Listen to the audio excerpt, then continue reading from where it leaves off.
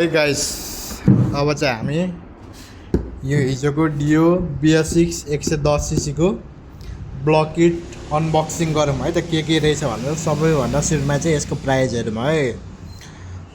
6059 6095 पर्ने रहेछ यसको प्राइस। ल पार्ट नम्बर चाहिँ 01210 KOP D00 रहेछ। यसमा चाहिँ के आउने रहेछ है त हेरौँ।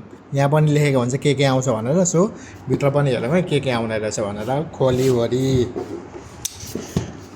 ब्लक किटको प्राइस चाहिँ एकदमै सस्तो रहेछ अरू स्कुटीहरू भन्दा।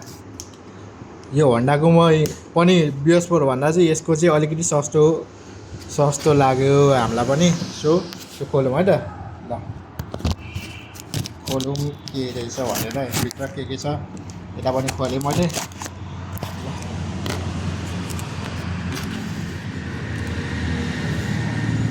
फुल्जा सिमसिम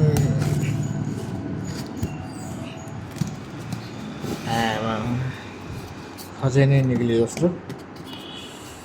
सबैभन्दा सुरुमा चाहिँ ग्यास किट रहेछ। यो हाफ सिलवाला ग्यास किट रहेछ यो।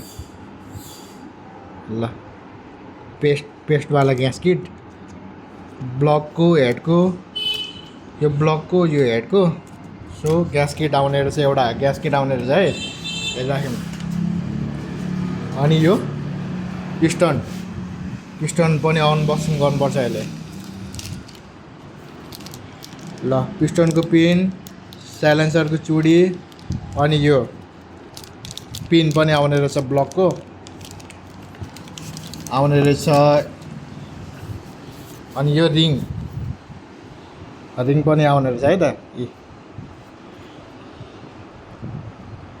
STD standard. ल 1 सिङ्गल रिङ सेट भनेर आउने रहेछ। यो 19/6/25 मा प्याकिङ भएको रहेछ यो। ल रिङ सेट, अनि यो इनर सेट, अनि यो पिस्टन, अनि ब्लक हेरौँ है। ल ब्लक हेरौँ। ल अब यसलाई साइडमा लगाइदिउँ। ब्लक पनि अनबक्सिङ गरौँ है त के कसो रहेछ भनेर। ब्लक पनि अनबक्सिङ गरौँ है।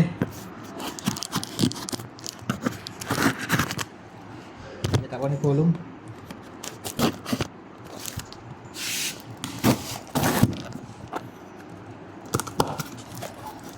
ब्लक पनि अनबक्सिङ भयो।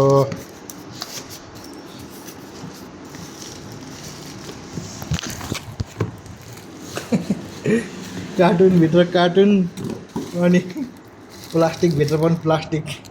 ल फेरि म पनि अनबक्सिङ गरौँ है त। ल नै अनबक्सिङ गरेँ मैले टेप हालेर।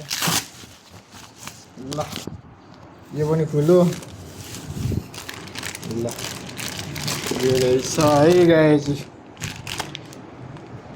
ल दामी। यो चाहिँ फलामको हो। यो चाहिँ फलामको हो। अस्तिको हामीले रेजाडारमा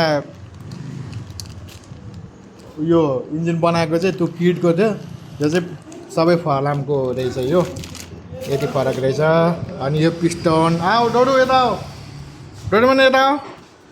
पिस्टन पनि हेरौँ है त। पिस्टन यता हो यता।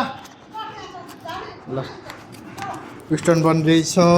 ल पिस्टन चाहिँ यत्रो सानो रहेछ है।